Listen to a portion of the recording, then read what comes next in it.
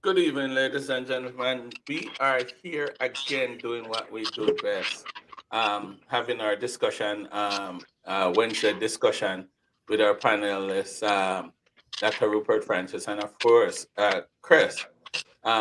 We have two topics that we want to discuss tonight, which is we're supposed to be having Carla the Charmer in a minute from now. She's a little bit late, but we're starting without her. If she don't make it, then we'll understand. Um, but that's okay. But we have two topics that we want to discuss tonight. I want to really discuss about those 50 AR-15s that went to Jamaica. I want to know tonight if it's a rumor or it's a fact. So we're going to get into that, and of course, we're going to talk a little bit about that letter that is causing an earthquake in Jamaica that was sent to the government from the Diaspora Council. But in our midst tonight, we have actually the man who wrote the letter, Dr. Rupert Francis. So we'll talk Yes, to sir. Dr. Rupert Francis a little more about it. But before we get into that, I'm going to ask you guys to make sure you like, share, and subscribe to the channel for more content because we intend to bring you a lot more. We will stay on top of the things that are happening in Jamaica and around the world, actually, and have a discussion about it. Um, Push on. but before I get any further, Dr. Francis, how you doing? Happy New Year. I'm fine, thank you. I wasn't so fine earlier this week, but to be quite honest, my apologies for the movement of this thing. I'm gonna stabilize it now. Yes. Yes, I'm much better this week right now, and All so right. thankfully I had gone out and gotten some medication, and I'm all right. It's just that this took me by storm, literally, and I'm thankfully better. Right, I right. mean, Chris, not how better, you? but in the progress of getting better. Let's put it Okay, that way. sir. Okay. Yeah. Dr. Francis, I would love, I don't think you're fully showing on the screen, that, like you cut off I'm the not. head. And we need your head. We need Okay. your head. Okay. What I'm seeing on the Is that lower better? screen, Is a that little, better? we have a little bit more of your face right there, but Okay. it's okay. It, it looks So good on Chris, my end. I can see it's the good on your full. end. All right. Yeah. I probably should have checked YouTube to see what it's showing over there. Chris, how you doing? Happy New Year to you. Oh, well, thank you, man. Appreciate it. Happy New Year as well. How is things with you and the family and the new All year we is well. started? Thankfully for that. Thank God Great, for that. great. Yeah. No For complaint. me, it's just getting a little bit busy. But I'm thinking about playing a clip that I want us to talk about for a little bit here, because I am hearing certain things about this 50 AR-15s that went to Jamaica, and I don't know if you guys hear about it, but I'm gonna show it out here, Hey, Dennis, sir. go ahead. No, finish, In and finish. of itself is extremely unfortunate. What is even more unfortunate is that the Jamaican authorities knew it was coming, had set up some sort of an operation to intercept the boat bringing it in, but it still slipped through their hands. Hmm. I have always said, I've always said that one of the main things that Jamaica lacks is imagination and creativity. Well, the fact surrounding this incident is that maybe a few days or weeks ago, the Jamaican authorities received information from the U.S. authorities that a certain boat would be coming to Jamaica from Haiti and that it will be bringing a number of guns and ammunition. Well, that's what I want to talk about a little bit. That's some strong thing, and I had communicated with quite a few police officers on the island, and it is something that is floating around in their in their circle, like their WhatsApp and all the other stuff that they have, the WhatsApp group and all that stuff. But I am checking all the mainstream media platform, and I have not seen it. So I don't want to be one that contribute to the rumor if it is indeed a rumor. And so and the first time I actually heard it, I heard it from Dr. Francis himself.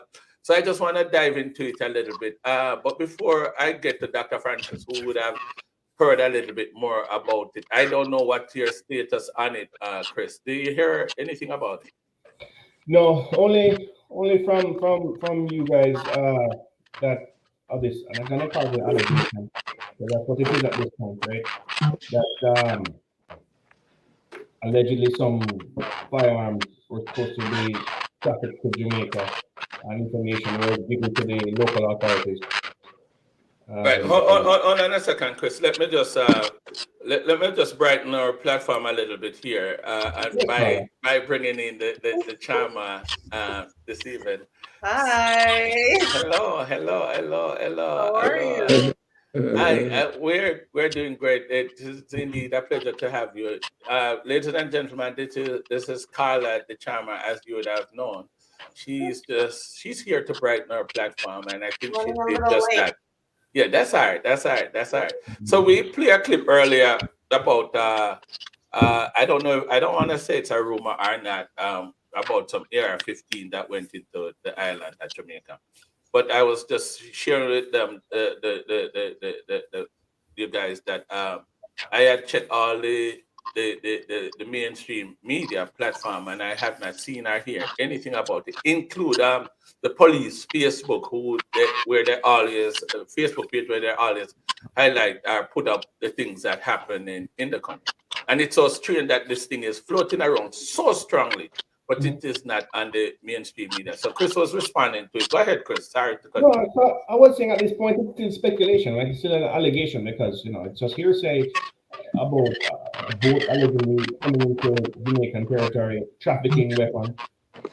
The information, so I heard, was specific to 60 high-powered weapons. Supposedly, the information was from U.S. authorities, whoever that might be, to the Jamaican authorities, and the Jamaicans authorities set up to apprehend, interdict this boat, and they missed it. Allegedly, everything was, and the boat got to its destination and offloaded the weapon. But again, it's just hearsay. There's no weapons were seized where you can say that's something tangible in front of us to say, okay, yeah, here they are. No. Right. So it's not, it wouldn't be fair to comment, it wouldn't be fair to Jamaican authorities, Jamaican government to say that they did anything wrong or they missed the information. Because we don't know if there's anything that even came into the country, right? Right. That's as far as I see it.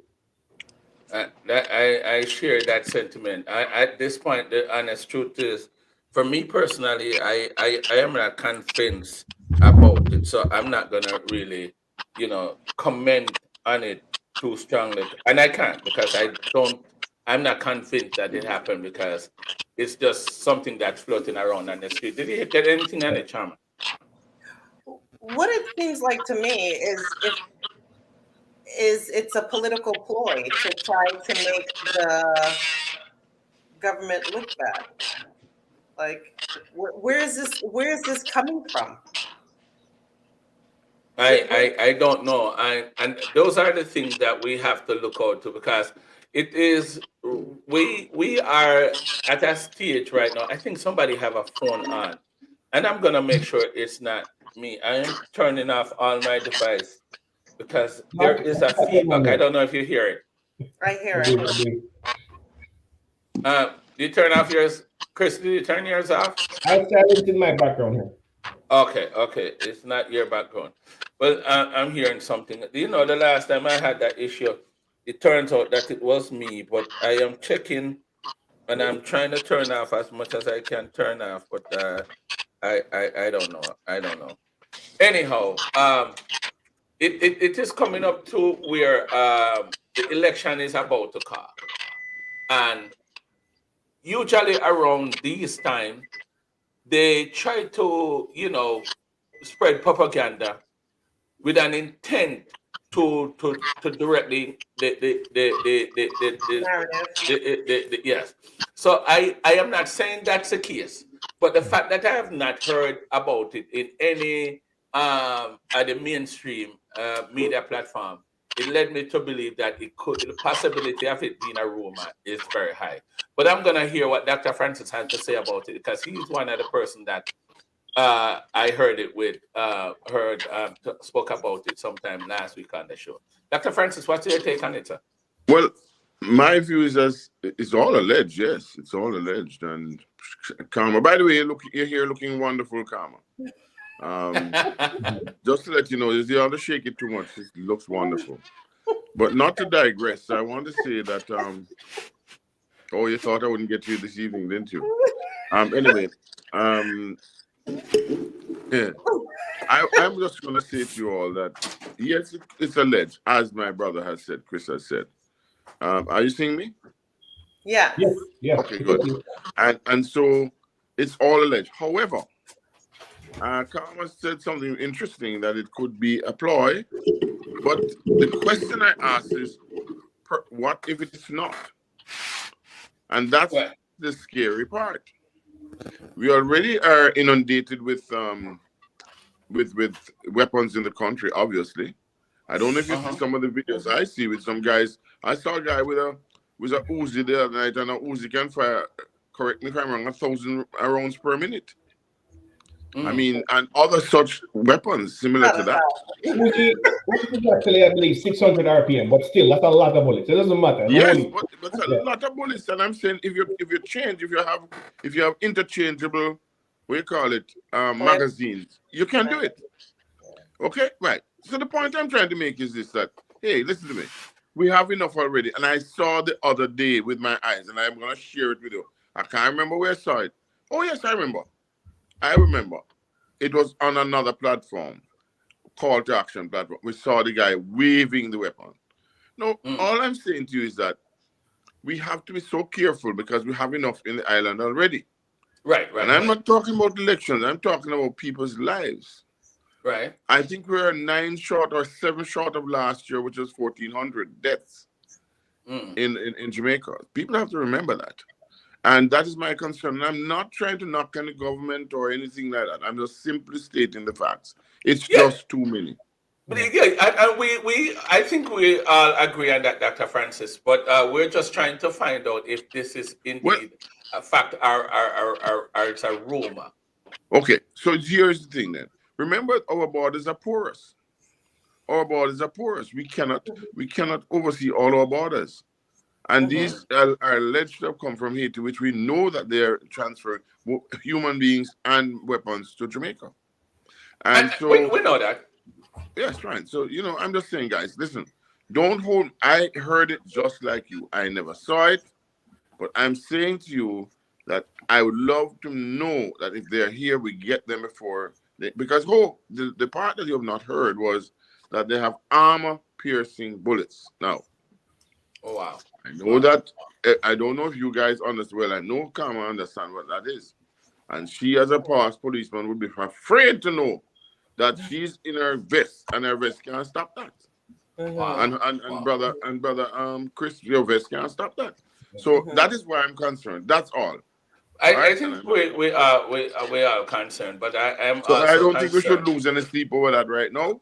Have the investigators investigate, but every policeman, listen to me, in Jamaica, they have a lot on their plate. They don't have time to, unless those jurisdictions, they just don't have time. Yeah, because even in the stories there, I have not heard anything about the Coast Guard. They were just talking about police that was on land and all of that. And if they get that intelligent weeks or days before, I think the Coast Guard should be involved, and we're not hearing any stories. So I am not so sold on it. That's just my position.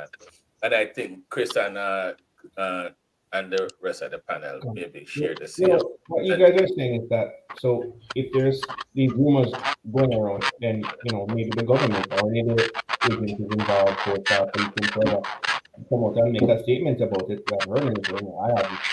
Maybe that would put to rest that, hey, listen, we're going to receive such information and what have you, I don't know. Right. So we're not going to lose on the sleep outside. Dr. Francis, you mute your phone. You're unmute. Yeah, I know. Dr. Francis, I think the feedback coming from your end, you have too much device because when you mute it. Yeah, but the feedback, unless it's coming from, but my phone is turned off. The other phone is turned off and over there. I'm not hearing it anymore. Yeah, I'm hearing it. Okay, well then I moved it a little bit further over. Maybe that was it. I don't know. Okay, okay, all right. So we conclude that it may be a rumor, and we're not going to lose any sleep over that. There's no proof or evidence to us about that until we find proof or evidence. Then we elaborate a little bit more. But Dr. Francis, you wrote a letter to the government that is causing like a earthquake in the island. Every social media platform you go on, you're hearing about the letter, and not just social media platform. It's in the Gleaner, it's in the Observer, it's at the JBC, it's at the CVM. The only place I don't hear about that is on CNN. What is going No, on, Dr. Francis? the only person who has not heard it is Carla. The only No, I person, heard the it. only person who has not heard about it. No, I All heard right? it. And I'm gonna tell her to go read it tonight and come Yeah. back and report next week. I heard it. I heard Yeah. I But know. I'm only messing with you. but Listen, Dr. Francis, I just want to, because I hate to call him, but I'm gonna do it. There's a Jamaica Carlos. He was on the show the other day with you guys Saturday, mm-hmm. and I heard him talking about what is the diaspora, and he have no knowledge of what they are. And I'm thinking, Wow. a person of his involvement, I'm gonna put it, should have known, and he's saying he don't know nothing about them. He don't know. So I am gonna ask you to tell us, what is the diaspora? The diaspora in a country are those persons who from the country have left the country and live outside the country. That's the diaspora. So Okay. you have the Jamaican diaspora, you have the Israeli diaspora, the Indian diaspora, in India the diaspora, all of these, and some of them are from. Dr. Francis, you break. We're not hearing you, Dr. Francis. No, we're not hearing you. We're not hearing you. We're not hearing you. Can't hear you. Yeah. I guess you probably have to leave and come back. Yeah. So what I'm trying to make, Dr. Francis, Dr. Ramsey, nice having you. What I'm trying to make Dr. Francis do is to break it down to us. Not to us, because I already know, but for those who don't, it's just giving them an opportunity to explain what it is, so that people can know what we're talking about. And of course, a lot of people, it is clearly indicated to me that a lot of people did not know what the diaspora is until of the existence of the diaspora until this letter. Because I am telling you, I spoke to many people. I have watched YouTube and the news in Jamaica and all that stuff, and I've seen it, I've heard it. This is causing a big thing down there. So continue to explain what it is. So the diaspora, many of these diasporas are very integral to the home country. And they assist the home country in many more ways. They invest, they come back home, they do also, and they help out their countries. And Jamaica is no different. Jamaica is, in fact, very, very, very active diaspora. But the problem with I'm finding with the diaspora, it's being run from Jamaica, right? And I believe it should be run from the diaspora. Okay, that's the first thing. Because that's the issue we're having right now. Because, for example, in response to what I wrote, you had Dr. Francis, before we get into that letter, I want to ask you this question: isn't the diaspora break up in different segments? Well, yes. Not really. It is a diaspora. We have lots of different organizations that participate in the diaspora. In 2018, we had a leadership conference in the diaspora, just the USA diaspora, and in Mora, Georgia, and 204 organizations turned up. So you may have the Carla diaspora, the Dennis diaspora, the Chris diaspora. I mean, or let's say that you're doing something child welfare, mental health, or truck building, or whatever you're doing. So you what have Carla and myself is doing then would have considered Exactly. You're part of the diaspora, but you're also doing something specific in the diaspora. Okay? Chris is doing something specific in the diaspora, and we are doing something. We decided to do the crime aspect of the diaspora. You have education, for example. You have an education task force. You have a crime task force. You have a agricultural task force, and I could go on and on in technical, intellect, whatever. But the whole point is that we were to work symbiotically, everybody together. Okay, but what is happening right now is that the issue is we are not Distraction. working symbiotic, and Jamaica is running the show. So Oh, is it that there's fractions within the diaspora? No, not necessarily. There's fractions. Well, yes, of course, you'd always have fractions everywhere, or factions. But the fact of the matter is that it Gotcha. is unusual for a country to be running the diaspora, although the diaspora is you understand? It should be the other way around. okay. Diaspora, yes, that's what many I, people I, are now saying. So, So Doc, that's what created the because the first response was somebody from the diaspora that was That's correct. responding to you saying that you're incorrect with this with the thing that you're saying, and then Yes. people are saying then how could it be a body but there are internal issue within the body because you are not saying the same thing. So this is Because, somebody. This is somebody that is actually on the island that responding to you, opposing what you said, right?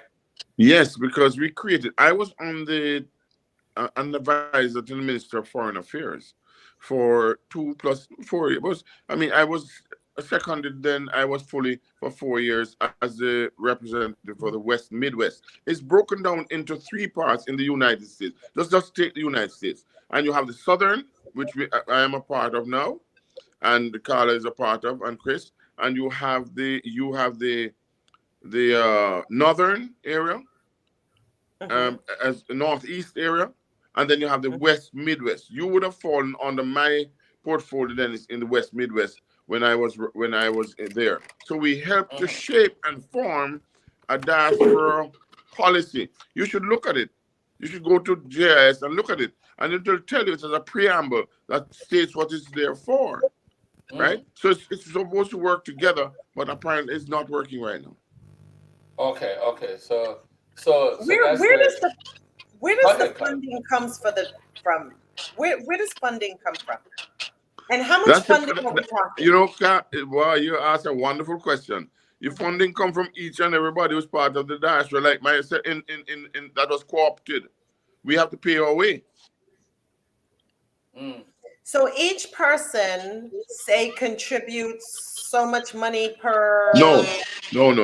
We'll go to the meetings. When you go to the meetings at the ministry in Jamaica or whatever, you have to pay your way, go there, pay your hotel fee and all that sort of thing, and that's how you do it. You do everything on your own.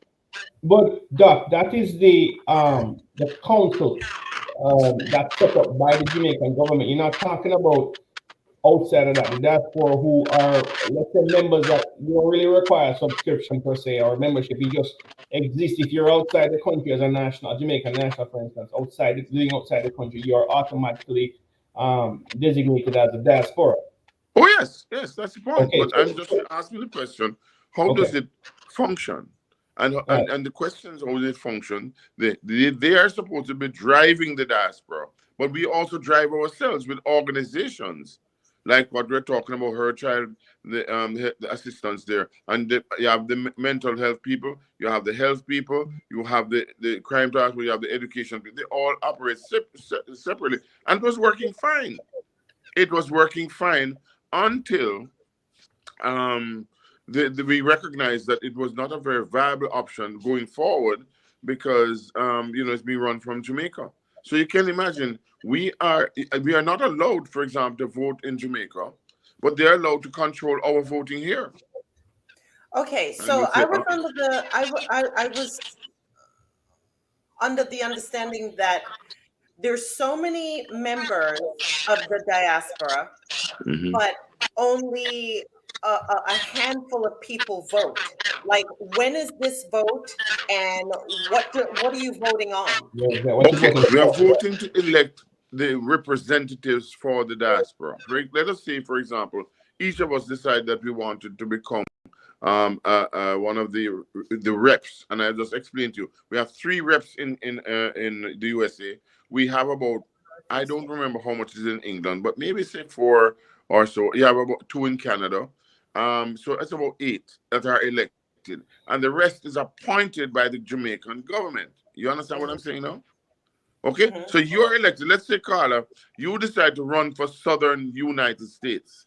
All the persons in the Southern United States has to vote that want to or can will vote for you.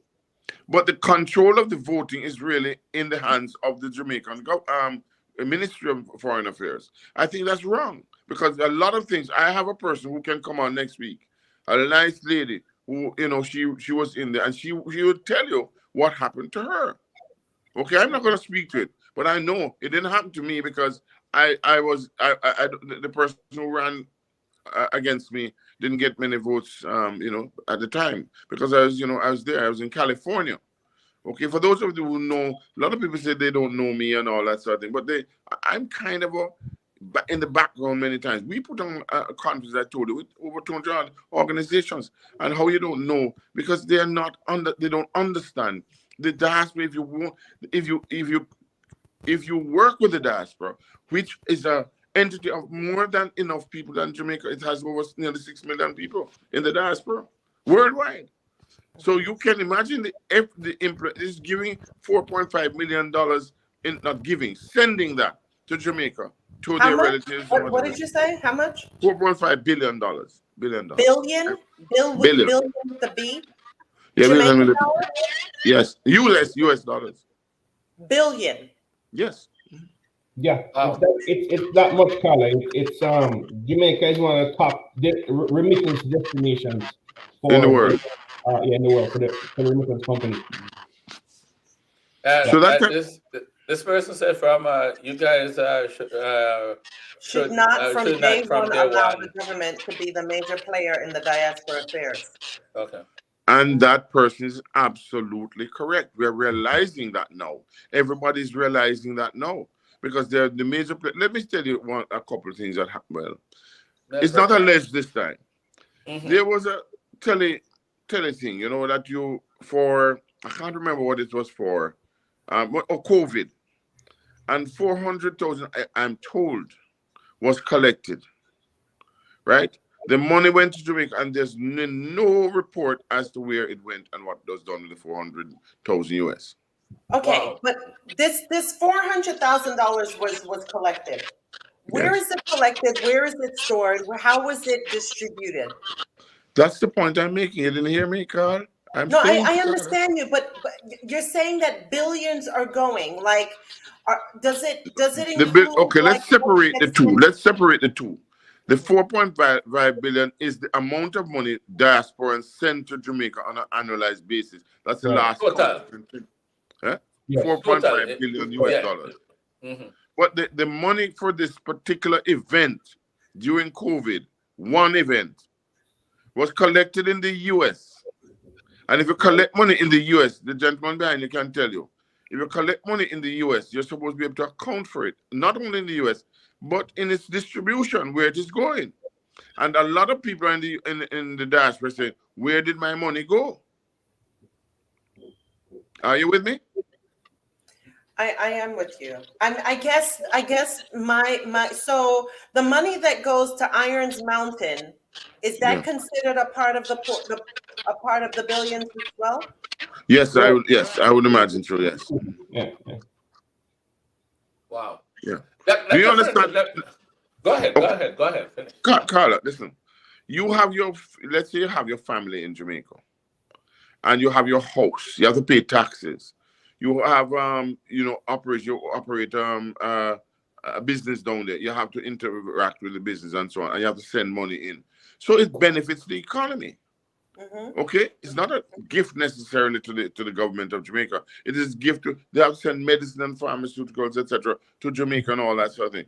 And that it helps um the GDP of the country, because No, there's money. But I was under the assumption with the diaspora that like it is every single person gives so much money. So it's truly not regulated per se. Yes, people are sending money down, people are sending barrels down and everything like that. And just to get it cleared at the wharf, I get it. But it's I don't see how you guys came up with the billions of dollars. I don't see I how didn't come you up with it. came up No, that. we didn't come up with it. It's the Jamaican government who said how much money came in last year. Every year they do it. Oh. They have, yes. It's like an earning. It's like, it's like money in the bank. Let's put it that way. They count all this, from what I'm getting from Dr. Francis, they count all these money that come into the Everything, country yes. from overseas or from America, then put it this way. Because what it does, it helps to stimulate the economy. So it is counted because of the effect that it have on the economy. Yeah. But here's this. It is not like we sold goods and services in Jamaica and we got this money through exchange, right? It is like we are giving this to Jamaica every year and it boosts the economy, right? Now, my argument is if we're doing that, then why don't we have a little bit more say, for example, in how we can help crime, how we can help education, how we can help the hospitals, and so on and so forth. I can tell you some horror stories, and I don't want to, that's not the idea. The idea about the letter is, hey, we're asking you to, one, try to reduce the crime and violence, which is killing a lot of people. Secondly, we are saying to them, we would like you to take into the corruption, meaning that the monies that are there that are supposed to be spent is spent correctly, right? And thirdly, we are saying to you, we need the promises that you had offered us to work with us more in a symbiotic way.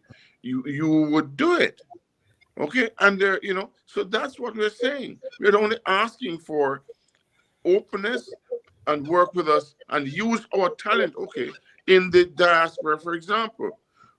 Okay, let me give you an example, and I'm going to send you a copy of the report we did down there in 2016. When there was a big gang problem, when we realized there were over 350 to 400 gangs, we offered the people the expertise, like somebody like you and our good friend Chris. We asked them, can you go to Jamaica and can you assist them with gang training? It was agreed on with the minister. And before it was it was instrumented, they stopped the USAID from giving us the funds, which they would spend anyway, from doing it, and squash the program. And I think the only reason why is because they cannot handle the gangs per se, because the gangs are in charge. But that doesn't make sense. Doc, you're saying, I'm asking the reason, why do you think the money was declined, if you will? Okay, what listen to me again. If you know that you are depending on a gang to keep you in power, let's say that. Okay. Right? And there are two major gangs. Right? So what you gonna do? You want something like that to come in and mess you up with your operations? I think that maybe it was a political move. Well, that's gonna ask. And this is a matter of record. I'm not making it up. No. I was gonna ask, why wouldn't the government allow the diaspora, as you say, to have a say in what goes on in Jamaica? And I've heard that they're saying it's maybe one reason, I don't know, but it's because, well, the diaspora don't live there, so they shouldn't really have a voice in what goes on there. Have you heard that before? No, yeah, I've heard that before, but think about it right now. We were operating and we have been operating down there. But when it goes to certain sensitive areas, that could cause a riffle. If somebody does something, they cannot necessarily depend on the diaspora to keep it under lock and key, let's put it that way. All right, so that's my thing. Dr. Francis, I'm if I send 10 barrels down, right? Chris sends 20 barrels down. Mhm. Dennis sends 40 barrels down to Jamaica, Yeah. right? Mhm. The monies that the goods that we're sending down, you're saying that what's being cleared is the funds that you're counting in the billions of dollars? The Well, value. any money that comes into the island, The anything that value. comes into the island is The, cleared cut. But you move from one thing. We're talking about. So let's just get over that side. But let me answer your question. When you send, I was talking to somebody, an accountant, and when you send barrels down and you send money down, they have two different purposes. One, maybe to eat, but some people use the barrels and the things in there, they sell it and they make it and they pay the light bill, they pay the this and the that, and they also get money. Okay? So anything that generates money is usable and it helps the economy. You see what I'm trying to say to you? It does help the economy. So you could send 100, but that's not the point. Is cash. A Western Union, call it. They're huge. Dr. Francis, I want to say something because the chairman and I was having a conversation earlier, Mm-hmm. and what I'm getting is that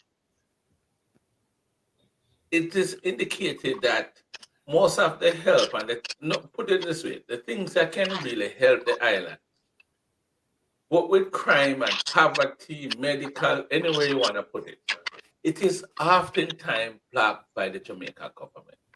That's the vibe I'm getting. So we are here, want to help, but but they're not if the receiving the help. people that we want to help don't want our help, what are we really supposed to do? Well, first of all, should not be their decision alone to not to take the help. It should be the people. They're the representatives of the people. Our politicians are not demigods. They are their servant leaders, or should be. But the point I'm trying, they don't make a decision. If you have a thing to help a particular village, right? Like you decide you want to help that village. Why wouldn't you do that? Because it's going to help you in the long run, right? It's going to stop the hospitals, for example. You know what I heard the other day? That they're using syringes and washing them out and using them again. Not Yeah. syringes, the hoses. I said, what? I couldn't What did believe it. you say? What? When they're giving you like blood, IV, not blood, no, IV, like um food in IV. your veins, whatever you want to call it. Okay, IV. and Yeah. when you're using those things in some hospitals, they're washing them out and using them again. Not only is that dangerous, but anything can be spread in there. The fact of the matter is that they can tell you also that many of the instruments, they're bringing a brand new hospital. This is what I heard in Spanish Town. And they wanted to bring in certain instruments like that, dialysis machines, etc., etc. And some people, I'm not going to call their names, were upset. You know why? Because they want to set up a private thing, and that's where they make their money. Dr. Okay? Francis, let me just read this commentary. Carly, I don't know if you want to do it, but the person said, did you understand how the previous diaspora organization was set up? This government hijacked the organization. Is there any truth to that? Well, in a sense, it is nothing. I don't think is hijacking is the right word, to be quite honest with you. I think that what they did was they saw an opportunity to work, do their thing I'd call it that, in regards to the diaspora, and work with the diaspora. They should be working with the diaspora, but perhaps they saw an opportunity to manipulate the system. I mean, that's what I have to. My view is though, the diaspora is integral to Jamaica because it feeds upon them. We love our food, Jamaican food. We love our things that we wear, or beads, or this. In many cars around the place, you see the Jamaican emblem. If these people didn't love Jamaica, they would not put so much effort into it. Mhm. All right. So that's my viewpoint. My viewpoint is that we should not be working without the diaspora. We should not. We should encourage the diaspora to work with the diaspora because I think it is tremendously important to every Jamaican in the diaspora. I wanted to ask you this question. I wish Chris was here, but I guess he have to for a second. But this shock wave, as I describe it, that this letter caused, is it or the noise that it's making? Is it the dispute between the diaspora and or is the government that it impact why it is such a loud noise? I think it's the government's response to it. I think instead of the government saying, look, let's sit down and talk about it, they decided to play the upper hand role, and repel everything that is coming in. And that's the issue. That's the issue. And so therefore, they don't want, because the minister who came out and spoke on behalf of that should not. Because first of all, he's new. Dr. Francis, may I cut you right there for a second? I want to read this to you before you even finish. And I'm sorry, I didn't mean to be rude. Remember, the Minister of Security, Dr. Chang, said he does not want the diaspora idea, but the diaspora must give them the money. Do you aware of that? Oh, yes, I was the person that said it too. Oh. I was the person that said it too, of course. Yes, it's on tape. It's on tape where he said, we do not necessarily need your expertise. What we need is your funding. We have bright, resourceful policemen in Jamaica, and really we don't need any advice from anybody else. That's basically what he was saying. But yet the crime is at an all-time high and keeps going higher and doesn't get any better, right? So absolutely. I mean, hey, it is really dumbfounding. It is regrettable. Tell it tale. I mean, what you gonna do? No, well, we what we're gonna do, what we have done, and cause a ripple, a huge ripple. But Dr. Francis, when it comes to the not, I shouldn't say dispute, but the disagreement that's happening based on this letter, it's not going to stop people from going to Jamaica. The crime is not stopping people from going to Jamaica. It's not going to stop the amount of barrels I send down, or Chris sends down, or Dennis sends down. So I'm hearing is that it doesn't matter if you guys are divided or what have you. People are still going to send what they want to send to Jamaica. But you're missing the point, though. It's not a question of we're not trying to stop Jamaica from getting from evolving or moving forward. That's not the idea. The idea is the whole country. We have to look at what is good for the country, not just for some people or just government officials. We are living there, and hold on, we're investing there, and so therefore we should always try to look out for the Jamaica itself. And this is not just run by some demagogues. We have to have some direction, and the people of Jamaica want to do it, but they cannot do it. They don't. And I understand you, and I hear you, and I'm with you on that. But what I'm saying is this: if Jamaica, if the government had the opportunity to do the right thing and to distribute equitably or evenly or fairly the amount of money that came in, and not take the 1%, take the 200% increases or what have you. What makes us think that this letter, because right now they want it to keep going the way that it's going, because it's helping them. They don't care. It's evident that they don't care about infrastructure. They really don't care about civil servants or anything like that. everybody knows that the crime rate is through the roof. Everyone knows that police officers aren't getting paid fairly. Neither are teachers or medical staff. They know So what that. should we do? Let me ask you then. In your opinion, what should we do? Should we just walk away and say, okay, have it? Do it.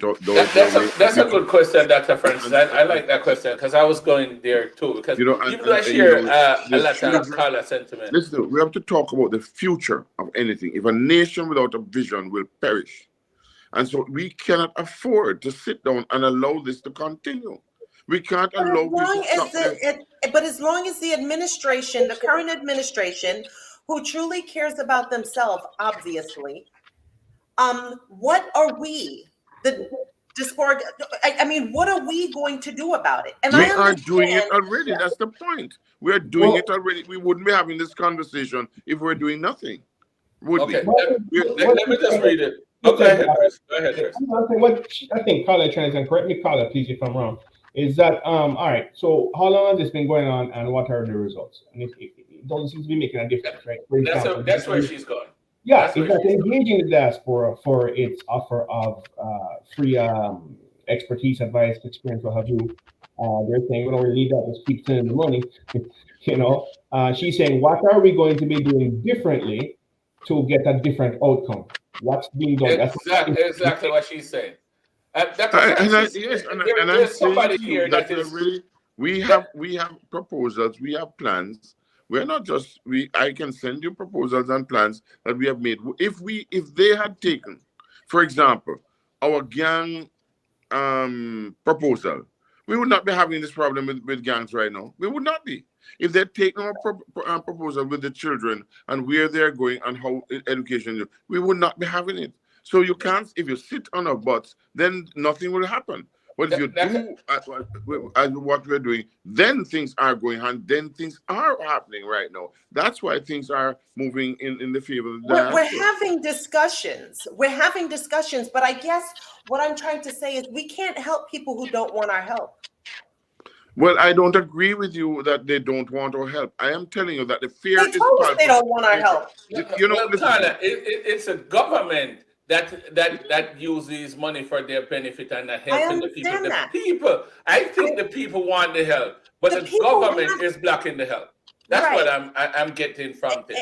Exactly. And as long as the government is in power, what are we on the outside supposed to do to help them? Dr. Francis, there is somebody here is not so pleased because they repeat their comment. I said, please check the figure about the amount of murders. Dr. Francis, the figure is incorrect. It is not 9 murders short of last year. How many is it short? How many? So I guess this person... No, hold on. The point I'm making, hold on. Whether it is a 9, 50, or what have you, does it really matter? The fact of the matter is, is over 1,300 murders. So, and hold on, that's the ones you hear about. There are many that have not been heard about. Let me give you an example. If you have a murder and the person died when they're in hospital, it's not considered. They don't use as a and they're shooting victim. And there are 3 shooting victims, and 3 succumb and 1's alive. They may not even count the other 3. We don't know. They don't know the type of system you have. We don't know, right? And people can go into hospitals. Let me tell you something. And they succumb to their injuries. What I'm saying is that the hospitals are burdened. They do not have the proper equipment, etc. So we have to do what we can do in order to help our brothers and sisters. That is the Christian thing to do. The Christian thing to do. I agree. I agree. 100%. And you know why I said it twice, don't you? Because the 2 of us are not so much Christian, but 2 are, right? Okay, let's move on. So tell that person who is talking about the gun. Let me tell you something. When one gunshot is 1 gunshot too many. 1 murder is 1 murder too many. Look at the 2 little girls, 8-year-old girls that their necks were cut in there, in Jamaica last year. Look how people were taken away. They have disappeared. They cannot find them. Oh, I did not. Look how many murders that are people just pay $10,000 and them same create a duppy last night. Did you know that? $10,000 on that murder for hire, but in some cases. Doc, if you recall what I said on the last show, I think what helps to perpetuate the murder rate, or keep it high or increasing, is the fact that I don't think it has been prioritized by the government. You know what I mean? If it has been, That's one of the things Dennis, that we mute your phone, please. Dennis, mute your phone. Can I say this too? Chris, have you finished your thought, Chris? I'm only one. Well, I was just trying to say, I mean, I don't mean to oversimplify things, but one indicator one strong indicator that is of an interest in correcting a problem is to prioritize it. Absolutely. Okay? Okay. So they may say, oh, we've done it with the SOEs. If the SOEs don't work, guess what, folks? Move on. Find something else. Find another way to do it. It's not rocket science here as far as taking a stance where you prioritize this as a national security matter. And it is. And let me Chris, you're totally right. You are totally right. If you have a crime plan, follow the crime plan. And if the crime plan is not working, get another plan. Fix it. Do something else. Do something else. It seems to me that the only way that they will take crime seriously, it's really not a concern if the citizens are murdered, but if say a tourist, then I think it might become a priority. But as long as it's a Jamaican citizen, it's not necessarily a priority. That's what it seems to me. Hold on. So you're really a very bright lady. That is a very good point, Carla. Very good point. Very good. Listen, Carla. There's a child who was cut in his mother's car down in Montego Bay. He was kind of Down syndrome and all that. And after, you don't hear gunfire about it. Right? We don't know what happened. And this was what? This was a tourist? No, this was a it isn't 2 times. If tourists are killed, they find the killers right away. And if a person who is in the upper echelon of society, they find them tomorrow morning. Or somebody important. Let me just interject here, because there is a CD that is asking a question to that person that I don't know how to pronounce that name. DWNB12. Don B12. Oh, it's Dan B12, because it's in one I lose it. Yeah, okay, so it's Dan B12. Dan B12, the question is asked, is the rate more than less? So if you could answer that question, I guess the CD is talking about the murder. Reported. More than I'm sorry that I can't do the research right now, but if somebody could do and look at how many killings there were in Jamaica, you'll find you Google it, you'll find it. But I know it's just a small number, less than last year. Very small. Dan B12, if you could respond, I would really, really appreciate that. We are almost to the end of our program, and Carla, how could I work without you? You pulling some strings here. Anyhow, please, guys, like and share, and also subscribe to the channel, because we are intending to bring you as much content as we can. And we have in our midst the man in the middle of the dispute, the love letter, as some people call it. This is a man, Dr. Francis, that is causing the problem on the island, or is currently the problem on the island. Let me just break down the letter for us. Let me just say, so if I was sending a love letter, I would send it to Carl. I wouldn't send it to so let's just get that quite clear, okay? Now let's get that into no, she can't say nothing more about me for the rest of the night. What we have to look at is the content, or the intention, or the goal of the letter. The goal of the letter is to get the nation's attention, to get the government's attention, and the diaspora attention. That if we don't do something, right? If we don't do something, we're going to lose Jamaica as it is.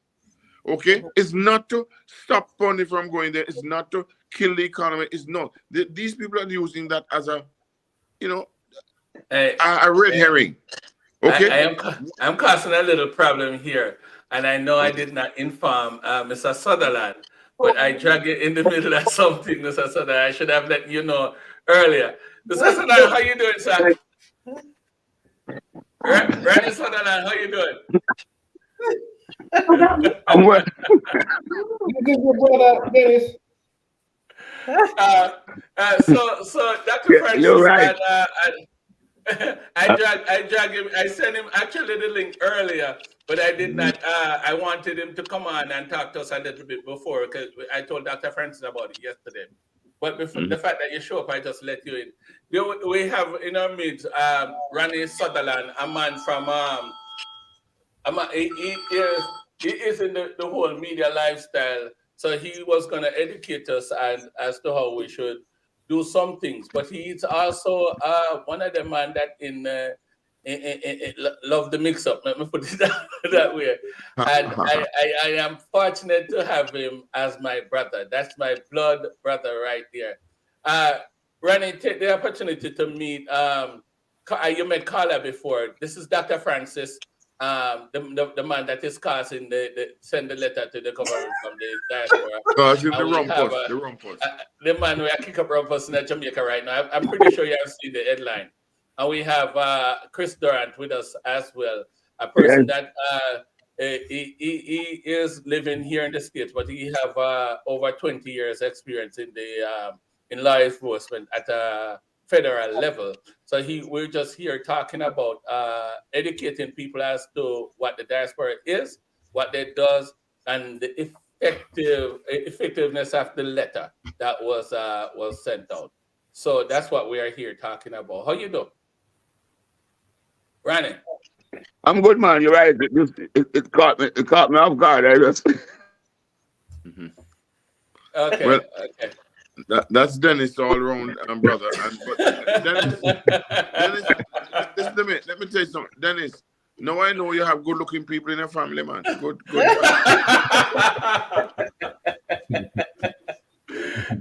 You know, I was in Jamaica that said a joke is better than quarreling, a virgin. So you might as well. You understand me? But this is no joke. What we're talking about is no joke, and we need action. We don't need no bag of mouth.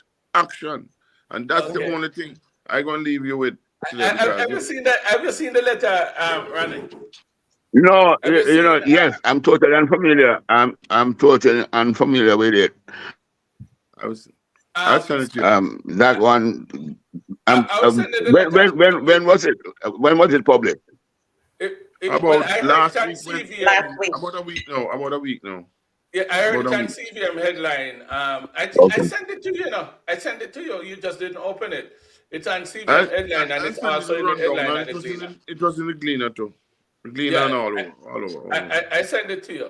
So we were just here, clarifying some things. But we are almost at the end of the program. But I will just use this opportunity to tell you guys that I have good-looking people in my family. Here it is, Ronald Sutherland. All right, brother. All right. Good job. Ronnie, stick with us. Don't leave us yet, because we're gonna end this program. I think most of the questions I answered so far. We were actually at the end of the program because we intended to do 35 minutes, and now we're almost an hour. Ask your audience. I say this, ask your audience if they have any questions. I mean, that would be good. I mean, I don't know. What do you think, Carla? The question would have been there, but I think it's gonna take up a lot more of our time if we should start get questions in. I think it's just a correction of the numbers of murder for last year. Ronnie, do you know what it is? The number of murder for last year, 2023.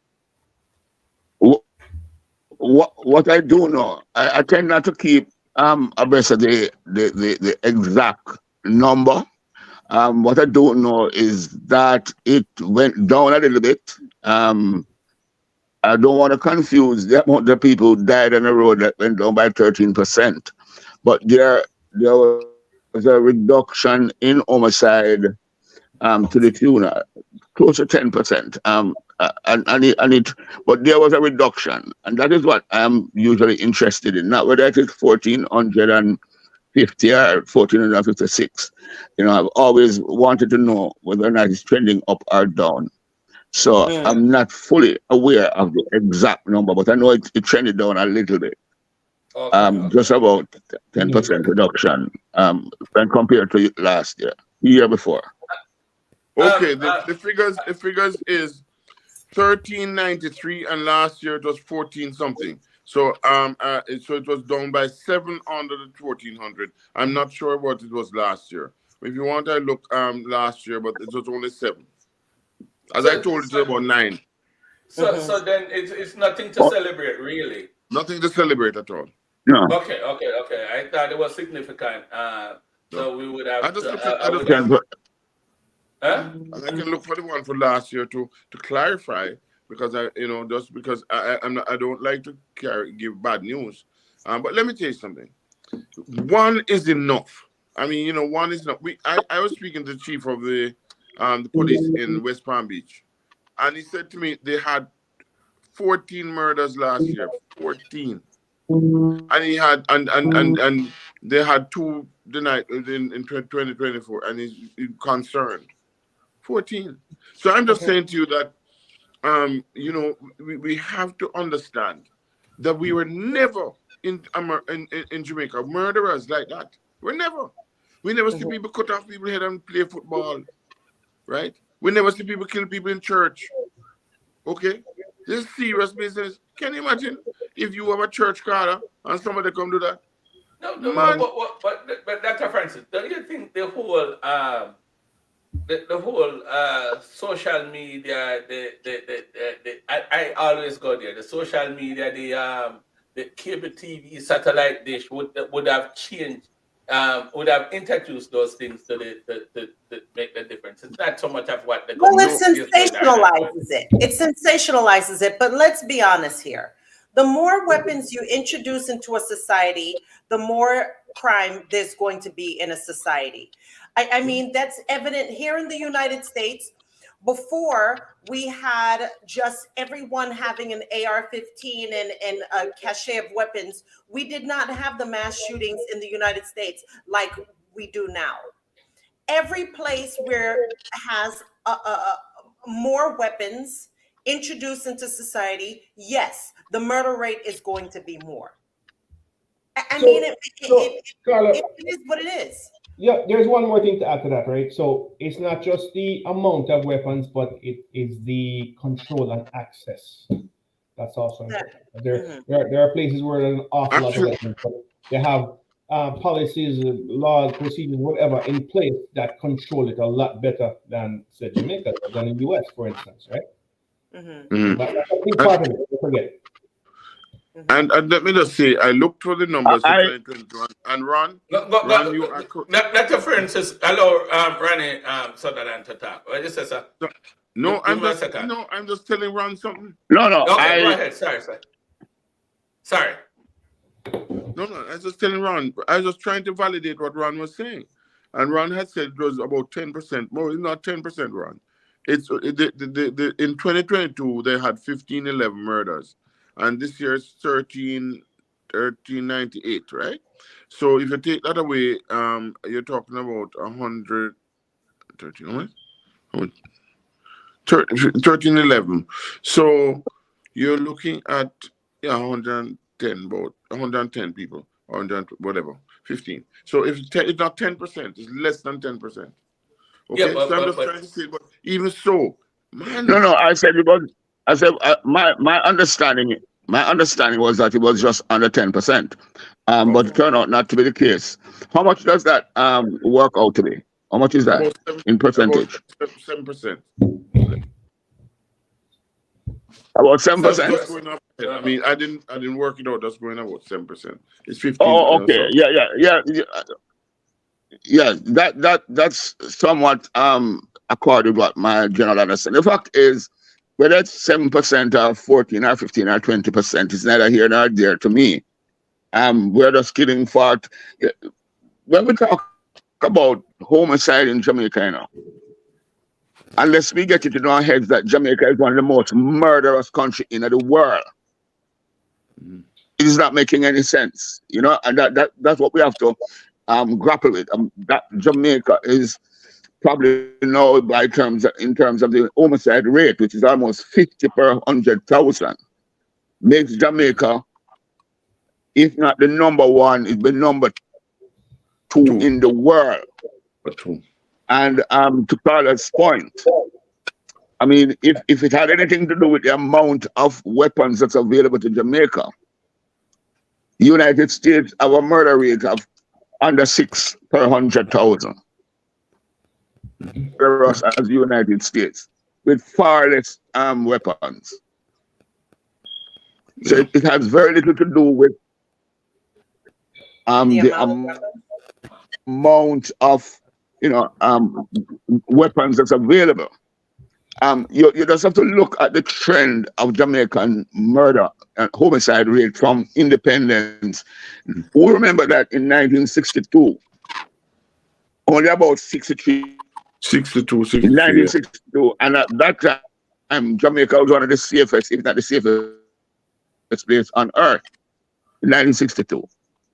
And the things start to slide, not very rapidly.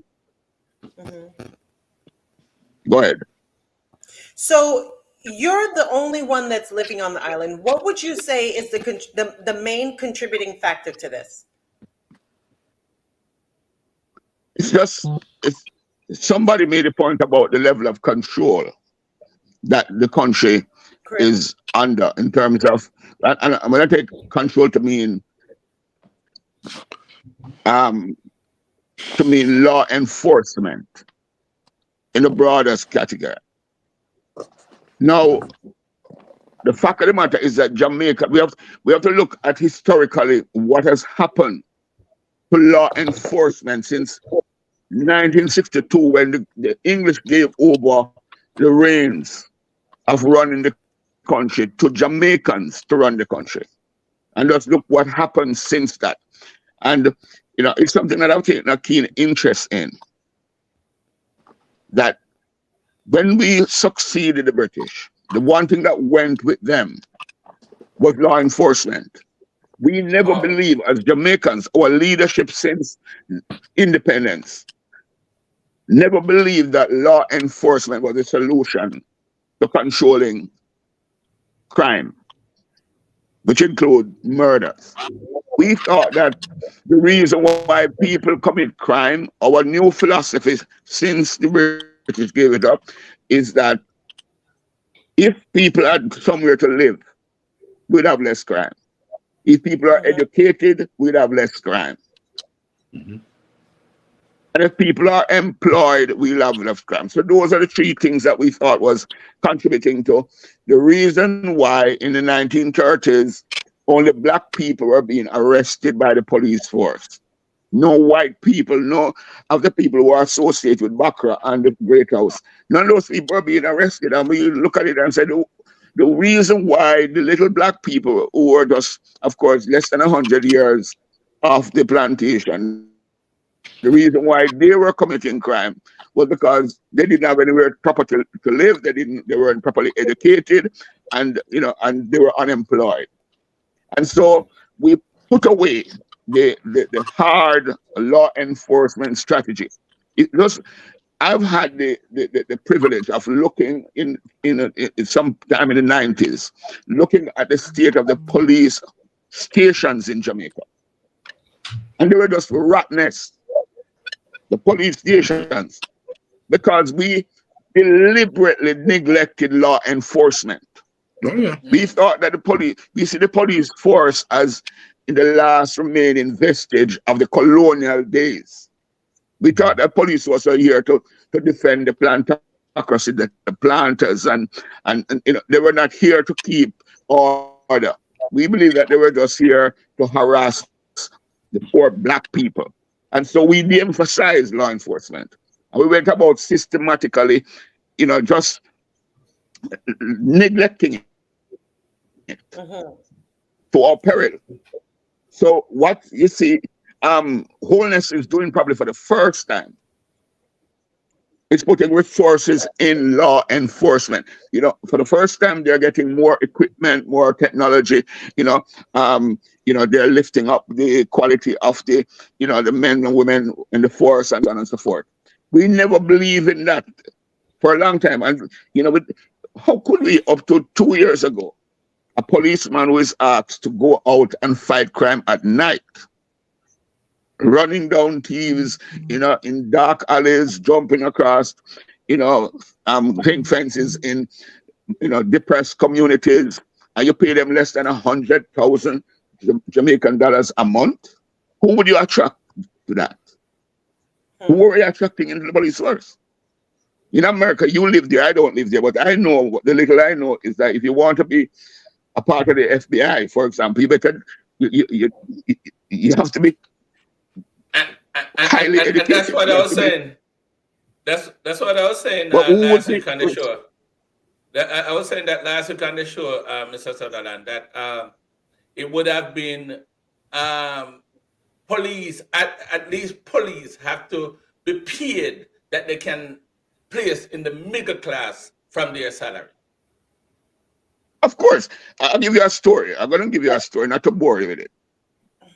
I taught school at Cornwall College for 5 years, teaching mathematics and physics, workshop technology, and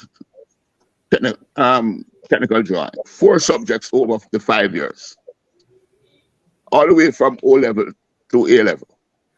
And every year of my 5 years, I did one thing just to break the ice of kids who come up into class with me.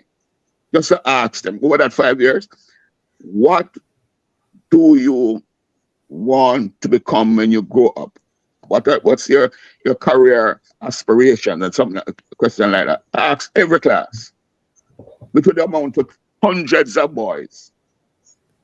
And not a single one in that 5 years said they want to be a police. Wow. A few of them might say, I want to be a teacher, probably just want to patronize me, standing.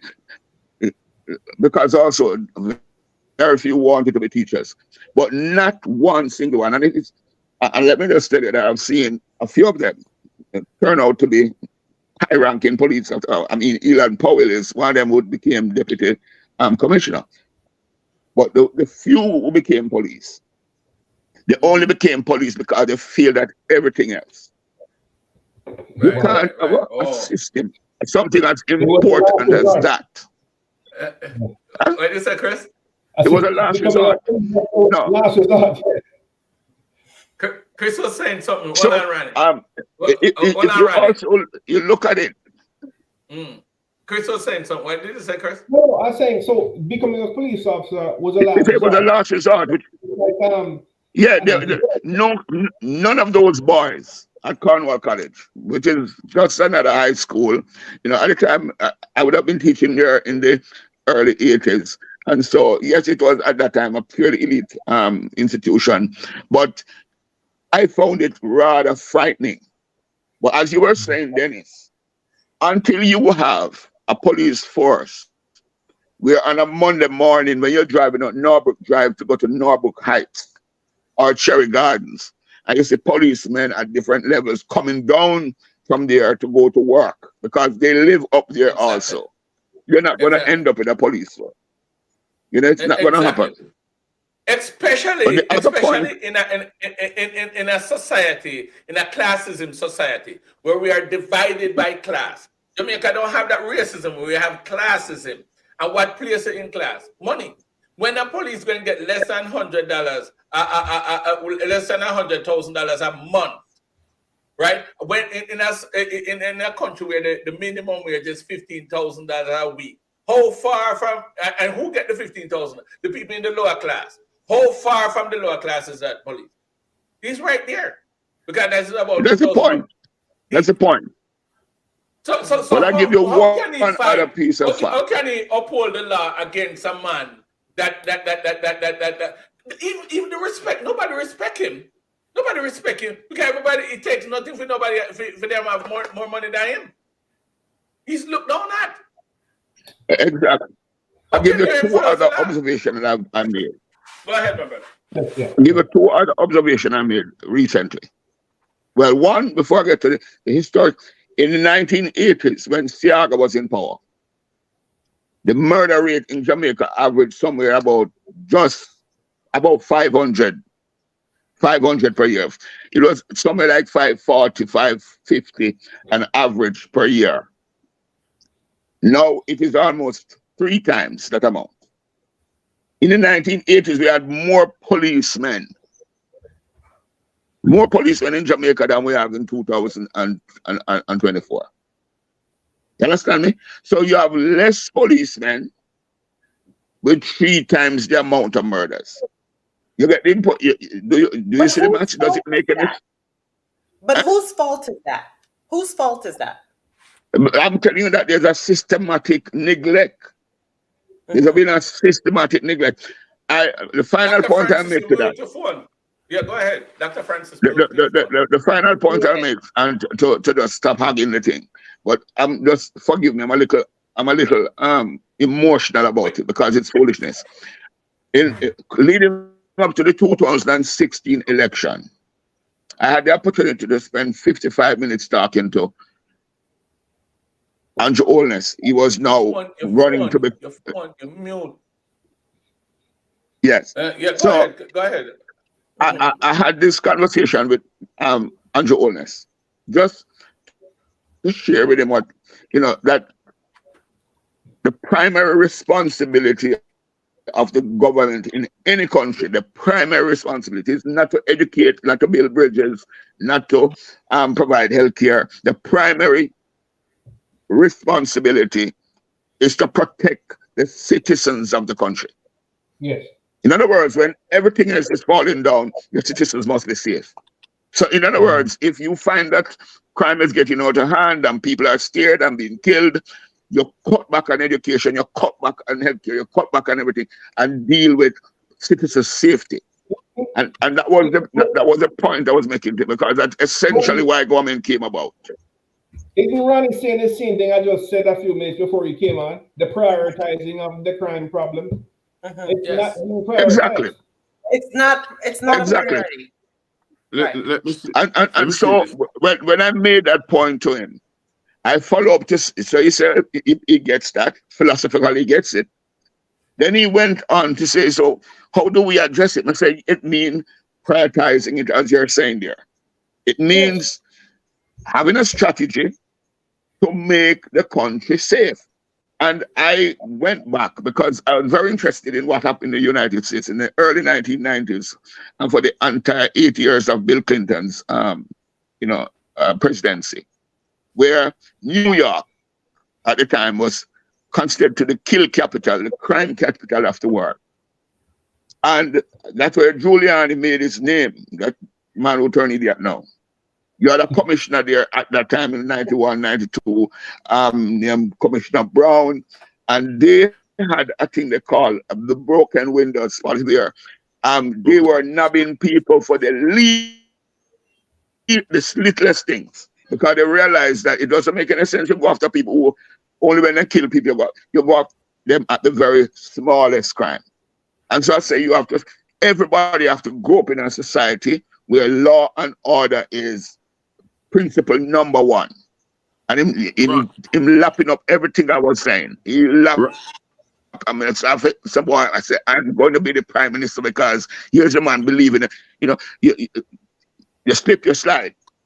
And then when him listen, finally him asked me, he said, tell me something. Based on what you're saying, that if we should attack all infraction, are you saying that if a man is pushing a handcart in the wrong direction on Princess Street, we should give him a ticket? I'm saying, yes, he must get a ticket. Everybody, because it is building a culture of law enforcement. Him said, man, him said the place that mash up. Him said, if you give a handcart, man, pushing the cart in the wrong direction, Jamaica would mash up. In other words, he was saying that it was not going to be socially acceptable to enforce the law at the lowest level all the way up. And finally, however, he said he buys the argument that government can no longer continue to see crime as just one of the many things that it addresses.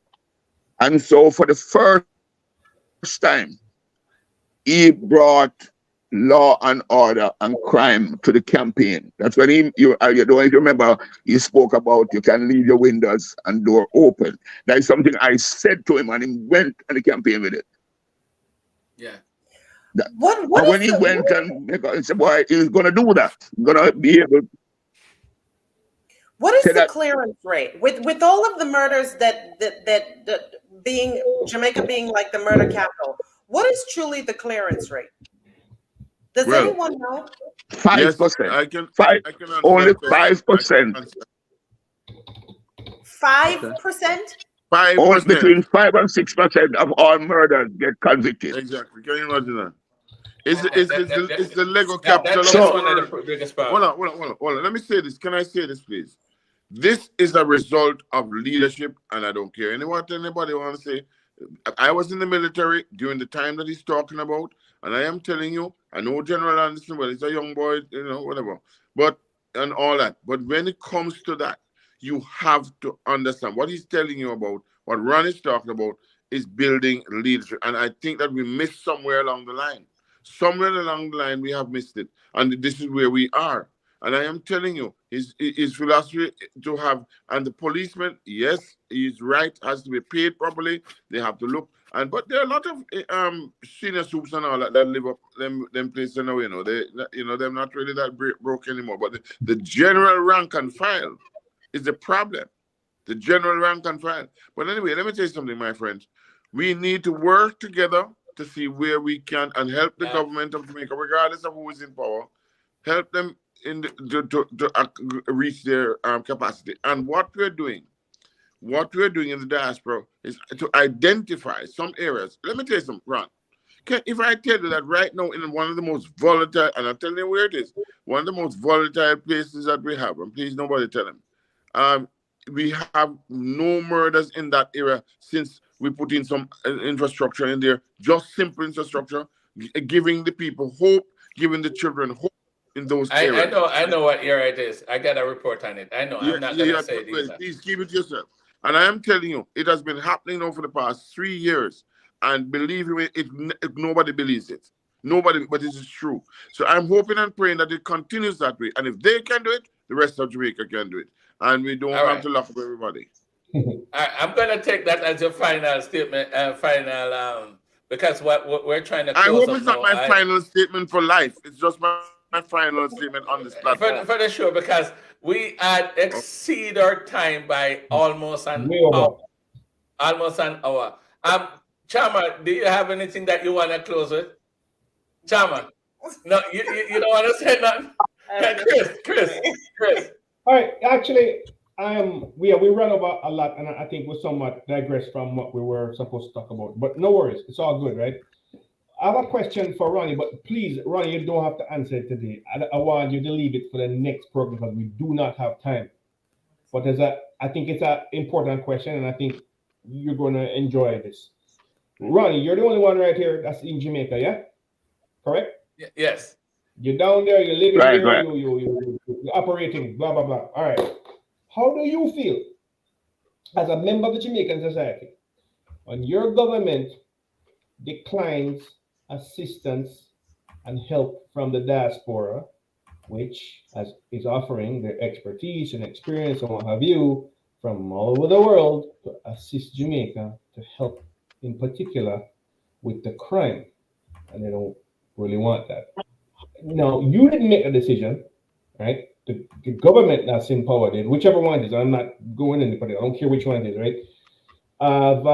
Declined that. How do you feel, given that crime is high, is not being improved, and yet they are refusing assistance? It's probably a long answer, and I know we're out of time. Maybe we can save that for next time. Chris, I think that's unfair to ask a question until what you should have saved is a question until next time. But you can't ask a question like that and expect a response. I respectfully do not want to interrupt Doctor and Ronnie from talking. They were on a roll. Let them talk. I believe you get a lot out of listening. So Yes. I I was enjoying what next they time, had to but say. I'm gonna So I get out didn't of here. interrupt. Ronnie, I'm actually glad that Ronnie's on it because he's the only one that lives there, and he's there, and as a citizen of Jamaica, he needs to tell us what would you like to see, just like Chris said. I agree with that. But let me ask you this. Let me say this because we're all that time. Yeah. Can we revisit and even answer Chris's question next week? Would you be available to answer that question, Sir Ron? Yeah, I could, but I don't think it's that difficult. I don't. First, what is the constraint on the time? No, and I get the point about keeping your show short. I've had that. Hello, you were the one Yeah, that that you were. It's you, you know. yeah. But It's you. no, I get it, you know. I get it, but Ronnie, it happens. could maybe poll some of your friends and some relatives as well to give us a more answers from more people than just yourself, maybe. So keep that for next No, time. but I agree that it's a long answer, but I just quickly say this. When the question is asked like that, it doesn't give me enough to respond to because I don't accept all the help that is provided offered to me.